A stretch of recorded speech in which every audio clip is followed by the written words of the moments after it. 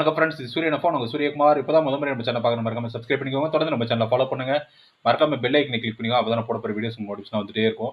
இப்போ இதை குறித்து பார்க்க போகிறோம்னா, தமிழக அரசுக்கு வந்து கோரிக்கை கொடுத்து நான் பதில் கடிதம்லாம் வாங்கியிருக்கேன். இது என்னுடைய சக்ஸஸ் ஸ்டோரி 100. இதோட வந்து நம்ம சக்ஸஸ் ஸ்டோரி முடிச்சுக்கலாம். இதுக்கப்புறம் பொதுவான அப்டேட்ஸு, ஜென்ரல் அப்டேட்ஸ் பார்க்கலாம்.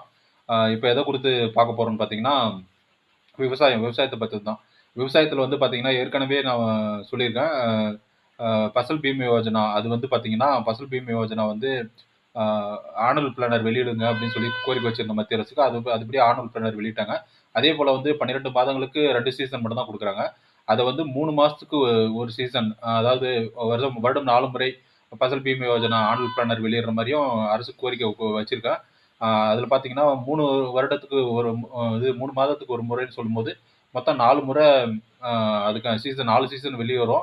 4 சீசன் வெளியே வரும்போது அதுக்கான ஆனுவல் பிளான் வெளியே வரும்போது விவசாயிகள் அதுக்கேற்ற மாதிரி பிளான் பண்ணிப்பாங்க. அது மட்டும் இல்லாத பார்த்தீங்கன்னா, எங்கள் கிருஷ்ணகிரி மாவட்டம் முழுவதும் நான் என்ன கோரிக்கை வச்சிருக்கேன்னு பார்த்தீங்கன்னா, வேளாண்மை துறையில் வந்து விவசாயிகளுக்கு எல்லாமே வந்து எப்படி விழிப்புணர்வு பண்ணுறீங்க, அதை பற்றி தகவல் கொடுங்கன்னு நான் கேட்டிருக்கேன். அதுக்கான தகவலும் கொடுத்துருக்காங்க. மாவட்டம் முழுவதும், கிருஷ்ணகிரி மாவட்டம் முழுவதும் விழிப்புணர்வு பண்ணியிருக்கேன். எப்படி என்ன தகவல் கொடுத்துருக்காங்கன்னு படித்து காட்டுறேன் பாருங்க. முதல்ல வந்து பயிர் சாகுபடிகள், அந்த அரசு நலத்திட்டங்களை பற்றி பார்த்தீங்கன்னா கிராம சபா, அப்புறம் வந்து மக்கள் தொடர்பு திட்ட முகாம்கள், அப்புறம் அது மட்டும் இல்லாத வந்து பார்த்தீங்கன்னா அட்மா திட்டம், ஒன்றிய அளவில் பிஎஃப்ஏசி கூட்டம், அது மூலமாக வந்து விழிப்புணர்வு பண்ணுறோன்னு சொல்லியிருக்காங்க.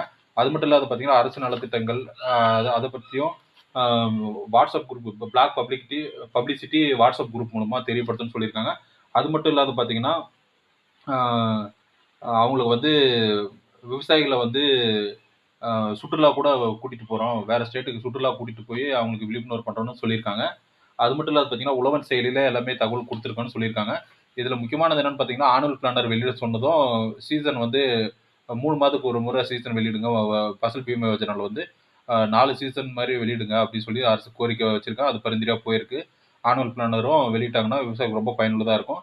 இது என்னுடைய சக்ஸஸ் ஸ்டோரி 100. இது போன்ற அப்டேட் மற்றும் விழிப்புணர்வு தகவலுக்கு தொடர்ந்து நம்ம சேனலை ஃபாலோ பண்ணிட்டே இருங்க. சூரியகுமார், சூரியன் எஃப்எம். தேங்க்யூ.